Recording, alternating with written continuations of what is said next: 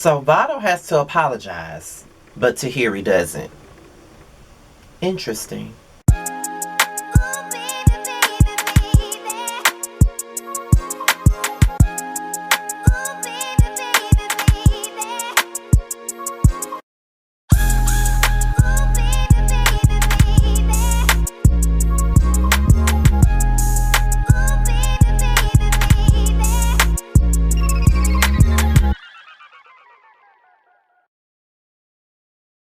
What's going on, y'all? This be your boy Scotty, and we're here for another review of Marriage Boot Camp Hip Hop Edition, okay? So let's get right on into the tea, okay? So we're gonna start this episode off with Dr. Ish, okay? Like last week, Kurupt was upset with Tony. He felt like it wasn't a safe environment. Tony was threatening his ass and all types of stuff.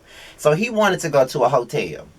So Dr. Ish went in to check on Hazel and Devon because we all know that they are dealing with a miscarriage right now. He just wanted to go in and see how they're doing before they get ready for the day and start with the new start with the exercise for the day. So Judge Lynn told her, she comes to Tahiri and she basically says that today's exercise is pretty much volatile. Not really volatile, but this exercise is very important to the process of what they have going on, and they will be bringing Vado back so he can partake in the exercise. And Tahiri said that she's fine with it. But what really lost me was when Toller was like, well, you won't be alone with him. You won't be in the room by yourself with him.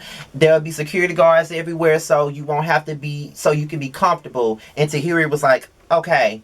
My thing with this whole little situation is, why is everybody babying Tahiri? Like, I still stand on what I said, and I still stand on my stance when I said that I could never get with a man putting his hands on a woman despite what the situation is. But at the same time, Tahiri was just as violent as Vado. She threw apples, he yanked her ass up. It's two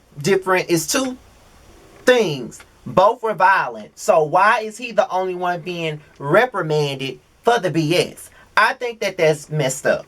I really do think that is messed up. Honestly, it is messed up to the fullest. I think that they are really babying Tahiri, and she's relishing in the whole babying thing. It's like they feeding her Gerber food, and she's just eating it and taking it with everything in her might. Okay, so, but whatever. I guess they doing that because she's a woman. But there's a double standard. She threw the apples, he yanked her. So if anything, he should be the one that's being protected by security guards. They probably need to have a damn pitcher, like like the baseball pitcher. They might need to have a pitcher standing by his ass, so the next time she want to throw an apple, the pitcher can catch the shit before he even hit him in the damn face. That's what they probably need. So, child, bye. So Willie, Medina, and Tahiri, they have a conversation about Kurupt. And Willie was basically saying that he could not believe that, Kurupt left the other night because he really wanted to see Tony and Kurupt, progress. And Medina said that he's not going to want to because of the alcohol. He wants to leave the house so he can get a sip of alcohol. That's why he wants to leave the house. And Tahiri is disappointed in Kurupt. So now Lynn Toller and Dr. Ish are now at a crossroads at this point because they feel like Tony and Kurupt are just unbearable. They can't do anything for them. And the type of help that they need is not the help that they can offer them on this show. So they both are feeling like Kurupt gotta leave, Tony gotta leave, they both gotta leave. Kurupt has a bigger issue right now, and by Tony being here, it's not going to help her at all because he's not going to be here. So they feel like they need to both talk to them separately. Lynn go over there with Tony, and Ish goes over there with Kurupt, and they both break it down to the both of them separately. Okay, and I think that's the best way to be. So then Dr. Ish and Kurupt, they stand outside the house. And Dr. Ish basically tells Kurupt that he feels like they're at the end of the road. And he feels like that Kurupt is not progressing. And he's not. He's not progressing at all. All he cares about is a king cobra or some shit. That's all the fuck he cares about. He don't care about making things right with Tony. He don't even give a fuck about making their relationship better. All he wants is a sip of alcohol, and that's all he wants. And Dr. Ish was like, we can't help you here. But if you can agree to go to, we don't even have to send you home right now. We can just send you straight to rehab. And if you want to do that, we can do that. But if you don't, you don't. It's all your decision. Corrupt said that he don't need no rehab. He said he's been to rehab before. He doesn't like it, so he don't want to do it. So, Dr. Ish sends his love in regards to, Corrupt, and send his ass on his little way. And I thought that was very disappointing. It's disappointing to know that Corrupt is an alcoholic, but it's very disappointing to know that he's been in rehab before for alcoholism, and he's still an alcoholic, and he's still drinking heavily, and he's still not thinking about the things that he does. So it's really fucked up, and it's sad and disappointing that's where it stands for him. So it was best that he left, because I just feel like at this point Corrupt is a fucking lost cause and there's no helping him. Then Judge Lynn Toler goes to Tony, and she basically gives Tony the same news that Ish gave Corrupt. And she feels like, there's really no more help for her right now. She may need to just go back home, be with her kids, and just refocus. And Tony wants to go home at this point. She really doesn't want to do this experience anymore. She's over it, and she's just over Corrupt at this point. And honestly, Tony just needs to move on with her life.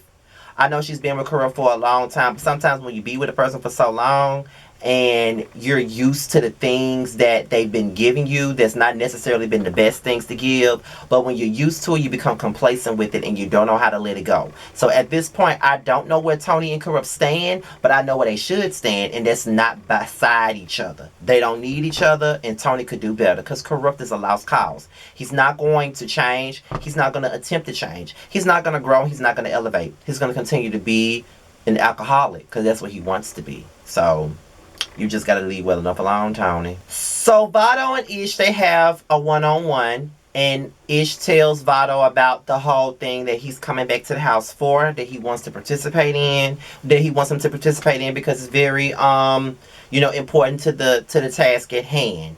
And, Vado was ready for it. He wants to grow. And I feel like Vado has learned his lesson, and he knows that he's made a mistake.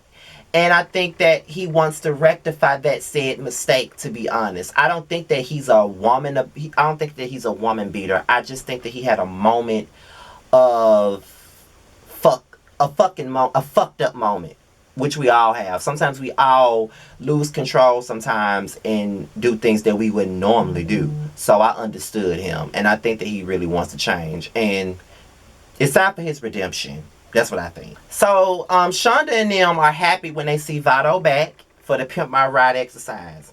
They all talk about things that happened in their childhood, their traumas and everything like that. And those are probably, from my time of watching Marriage Boot Camp, those are my favorite segments of the show. When they go back into their childhood and they revisit the trauma that they faced as kids. And when they brought the little kids out to reenact who they were at that age, that shit, I'm not an emotional person. I'm very emotionally constipated. I can honestly say that. But when they was doing that, I felt something. I ain't cried nothing like that, because I ain't no weak ass bitch. But I felt something in my spirit. I kind of wept for them because I talk about my childhood, and I wouldn't say that my childhood was terrible, but it wasn't perfect either. So just listening to their experiences and hearing the things that they went through and felt, you think that your shit was bad, but people have had it way worse than you. And just listening to it, and how Shonda felt like that she wasn't good enough. No matter what she did, it wasn't enough for anybody. And I've always felt that way in my life. Felony Parks talking about how she always felt the need to be an overachiever and trying to be perfect for everybody else. I've always felt that way. It's just that sometimes you can connect with things like that, because I know for a fact that in my childhood I was always the one that everybody looked to. I'm always, and I'm still that. The person that everybody goes to. I'm everybody's go-to person. So people don't understand that because I'm everybody's go-to, I don't have that type. I'm everybody's go-to. So because I'm everybody's go-to, I don't have the emotion to give, because I have my own emotions that I hold on the inside. So I can't release myself when I'm trying to comfort another soul, because I don't really comfort myself. So it's like I'm your go-to. But don't nobody really know when I'm dealing with something, or don't nobody really care when I'm dealing with something. It's like sometimes I feel like when I do, people want me to be more vulnerable. And said people want me to be vulnerable, but when I try to open up and be vulnerable, no one hears me. They ignore me. But they wonder why I keep things to myself. You know what I mean? So I understand their traumas. I've always been that type of person. I've always been the one to hold things in. I've always been the one to carry burdens by myself. And it wasn't always my burdens. It was everybody else's burdens. So I understood. I love their childhood trauma thing. But at the same time, I was annoyed by Hazel and Devon, because they sitting up here trying to make it sound like everybody was exaggerating their story. Negative ass bitches. So Vado writes a rapology to Tahiri. It was sweet. It was cute. It was nice. But what killed me was that Tahiri was like, well, I really appreciate, Vado doing that. I really want to run up and hug him and kiss him, but I just need for him to feel it and understand that it's not okay and it should never happen again. You throwing apples should never happen again either, bitch. That shouldn't happen again either, hoe. Okay? So let's not get self-righteous and let's not get on our high horse here, bitch. You're just as fucking wrong as he is. So don't act like you ain't, because you are. Okay? So let's not even do that much, okay? Tahiri, girl. But that's Lynn Tola and Ish's problem right there. They've been gerbifying your ass, and you sitting up here relishing in this shit. I ain't buying it. So after everything is over with, Hazel starts picking a fight with Devon about the spoiling and all of that. I'm sick of her. I'm really tired of her, because she really thinks she's important. You're not important, my darling. You're not important. We haven't talked about you since you were on Love and Hip Hop Hollywood. We haven't talked about you. And we barely wanted to talk about you when you was on the Young La Fix My Life. And we barely wanted to talk about you when you came your damn, what's the name of that app? Your wish nose having ass. Okay? Like, we've had enough of you already, bitch. So, I don't know. Why are you picking a fight with him? You just want to start a fight. You know what I mean? But, girl, bye. But, that's my review on Marriage Boot Camp. Be sure to like, rate, comment, subscribe, and share this video. Follow me on social media. My Instagram is Scotty_by_nature. And my Twitter handle is ScottyByNature1. With that being said, you guys, I am out of here. I'll see y'all for my next video. And I'll talk to you guys later. Peace out.